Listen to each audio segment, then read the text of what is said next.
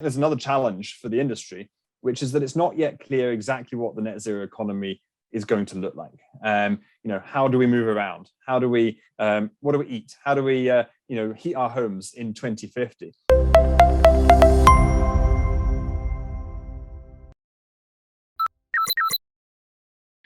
Hello, I'm Natalie Kenway, Global Head of ESG Insights at ESG Clarity. Today, I'm joined by James Alexander, CEO of the UK Sustainable Investment and Financial Association. And James is also an editorial panellist for ESG Clarity. James, thanks so much for joining me today. No problem at all, Natalie. It's great to be on the call and thank you for having me. So first of all, can you briefly outline what are some of the key focuses for UCSIF at the moment? Wow, there's so much going on in this space that it's been an extraordinary few months. There's so much happening. Of course, net zero continues to be one of the biggest areas that we're working on. I don't think I've had a single conversation with a member over the last 6 to 9 months that hasn't somehow touched on net zero. So that remains an enormous topic area and so much going on. I think, but what we're also starting to think about is more widely, kind of wider ESG issues. And so, of course, under the E, climate change is not the only thing happening under environment, and we're talking about nature and biodiversity, and we're actually thinking more broadly about planetary boundaries and how far we can push all of these different things. Obviously, carbon emissions is a key one where we're way exceeding what the planet can sustain, but actually looking at things like water pollution, pesticide use, air quality, and of course biodiversity and nature loss. So thinking in the whole about kind of the planet that we live on and what it can sustain. And then, of course, thinking now onto social issues. So thinking about diversity and inclusion, of course, been a huge topic throughout the pandemic, as well as modern day slavery, which is another big area our members are looking at. So these things are all combined into our policy vision, which starts to unpack some of the key policy demands from the sustainable finance industry and where we want to see that moving. And of course, a big part of that is all tied up in regulation. So we're looking now a lot at the regulations that are coming through. How European regulations are working in Europe and what the impacts are for the UK post Brexit, and obviously the big piece that's coming through now is the green taxonomy for the UK, and I'm part of the Green Technical Advisory Group, which is advising government on what that taxonomy should look like, and that's taking up an enormous amount of time. Yes, that certainly sounds like it will keep you very busy. UCSIF members recently called for the UK government to go further with climate and diversity commitments. Have you seen any progress there? I mean, this week we've seen the FCA saying they're consulting on diversity of boards. So what else have you seen? I think the global debate and discussion on climate and diversity is moving in an amazing direction, and including things like the FCA consultation you referenced. NASDAQ is looking at diversity. I think, and what's exciting is also our members are really looking at what they can do in terms of their stewardship and the work that they're doing with the companies they invest in, to drive forward issues around diversity and inclusion, and of course around climate change. Now, we've been calling for the UK government to filter net zero and diversity and inclusion throughout all decision making. What we're seeing from a lot of our members that are setting net zero targets is that's how that's beginning to happen. It's being a target set at the very top level of the firm and filtering through to every decision that the company is making. We were really pleased, for example, to see the FCA and the Bank of England have net zero incorporated into their mandates at the last budget. But we're also not sure that the government is following its own advice. We have amazing net zero targets in the UK, some of the, I think possibly the strongest in the world, particularly with the 2035 target of 78% emissions reduction, which is extraordinary. And, we really need to achieve that. So it's great that that's written in law. But there's a big question. How is every piece of legislation, how is every budget statement, how is every spending review contributing towards us achieving that target? And how is that being spelled out? And so, for example, we would like every budget statement from now on to start having a chapter or a section that says every decision made in the budget contributes to us hitting our net zero target in the following ways. Every piece of legislation, which already has equality impact reporting, which is amazing, but needs to have another section, which is how this legislation helps us drive forward towards our net zero target. And I think that will be a really important driver of thinking and demonstrate how net zero is flowing through every decision.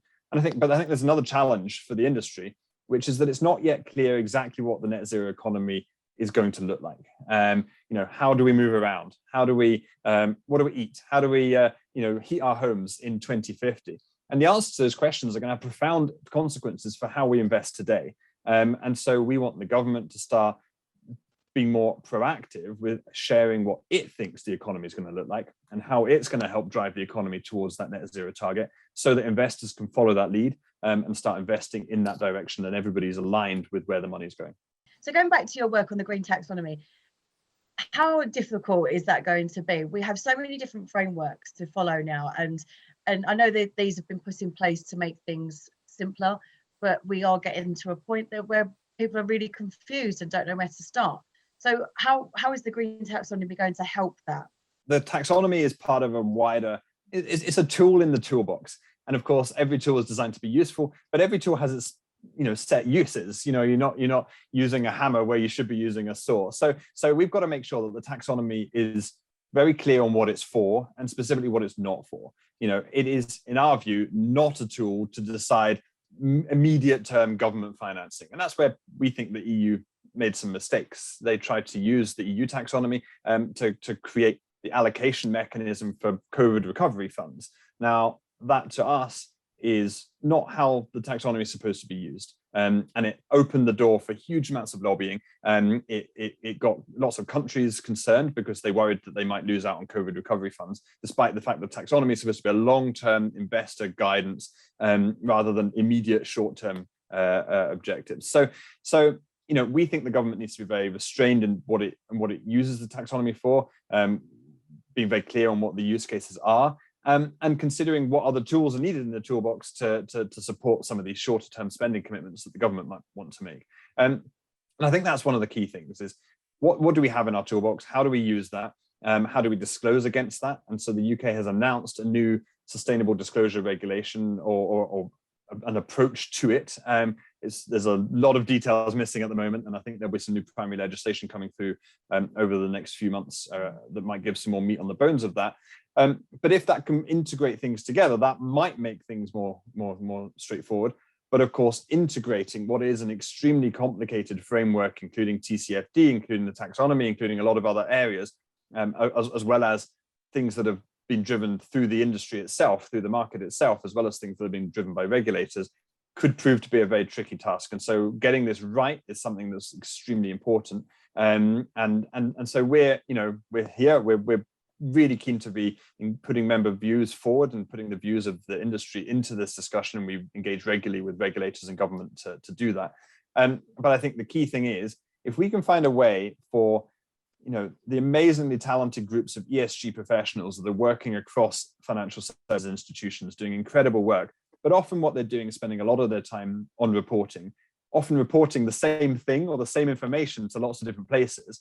If we can find ways to streamline that and to make that more straightforward, perhaps it allows the opportunity for those incredible ESG people to be doing more strategic work or thinking about the future or doing more engagement with how the firm might transition. And that looks to us to be a potentially positive benefit of this work.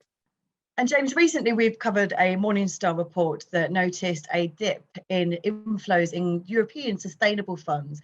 And they suggested this could be attributed to the implementation of SFDR in March. And we are also expecting an equivalent in the UK. So what are your thoughts around that in terms of inflows and how that might look? Definitely, we should be preparing for what the future regulatory environment looks like. And so a key ask from us to government is, forward guidance on where regulation is going, so people can start preparing now.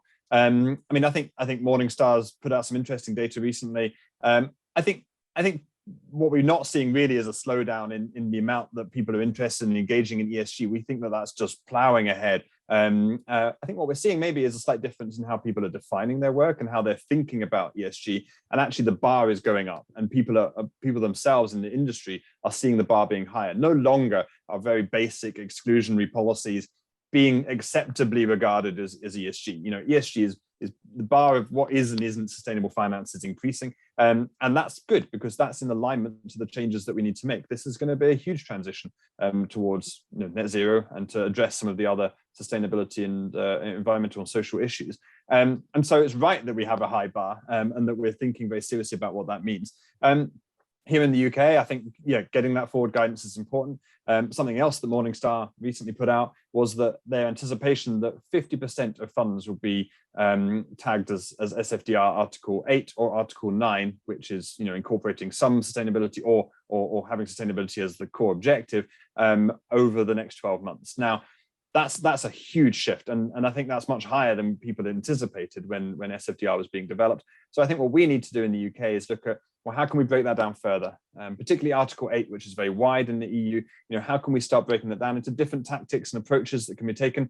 Not necessarily one better than another, but different approaches that do different things. And how can we recognize and make sure that investors are getting the product that they're expecting once they're investing in something? Yeah, I agree. I think that's really important, especially as we are seeing more innovative fund products coming to the market, investing in really different asset classes. So yeah, I think that's very important to think about. And I don't think we can have a conversation anymore without talking about COP26. It's increasingly part of all of the conversations I have with members of the industry. What are your hopes and expectations to come out of the climate change conference this November?